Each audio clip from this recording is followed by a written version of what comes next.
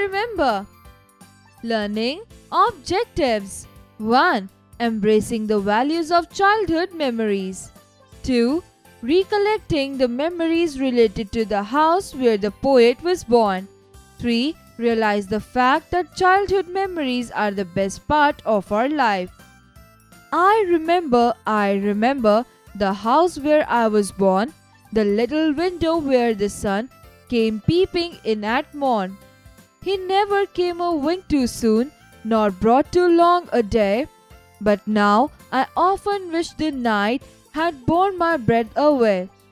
I remember the roses red and white, the violets and the lily cups, those flowers made of light, the lilacs where the robin built, and where my brother sat, the laburnum on his birthday, the tree is living yet. I remember where I was used to swing, and thought the air must rush as fresh to swallow on the wing. My spirit flew in feathers then, that is so heavy now, and summer pools could hardly cool the fear on my brow. I remember the fir trees dark and high. I used to think their slender tops were close against the sky. It was a childish ignorance, but not a little joy, to know I'm farther off from heaven than when I was a boy. Thomas Hood. Thomas Hood, 1799 to 1845, was an English poet, author, and humorist, best known for poems such as The Bridge of Sighs and The Song of the Shirt. He is also a notable writer of comic verse, having originated several durable forms for that genre. Thomas Hood was particularly fond of punctual jokes. It is said that he enjoyed joking on members of his family. The series of the comic annual dating from 1830 was a kind of publication at that time popular, which Hood undertook and continued almost unassisted for several years. Thomas Hood started a magazine in his own name, named Hood's Own. Find meaning. Remember, to retain in the memory. Childish, childlike. Slender, gracefully slim. Ignorance, lack of knowledge. Exercise time. Answer the following questions. 1. What did the poet often wish? Answer. The poet often wished the night had borne his breath away. 2. What flowers grew in his garden? Answer. Red and white roses, the violets and the lily cups grew in his garden. 3. What did the poet's brother set on his birthday?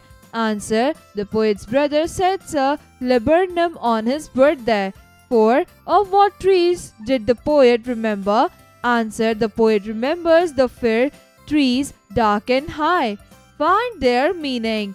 1. Lilacs, some sort of purple flowers. 2. Laburnum, poisonous leguminous shrubs and trees of Eurasia with pendulous racemes of bright yellow flowers. 3. Peeping, to look at something quickly and secretly. 4. Farther, distant. Fill in the blanks. 1. The poet used to think that those branches of the fir tree were close enough to heaven. 2. The poet is the speaker of the poem. 3.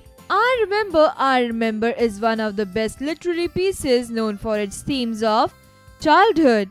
4. He recalls his bedroom with its little window where the sun used to appear every morning. Take the right options. 1. Thomas Hood was an dash poet. A. Indian, B. American, C. English.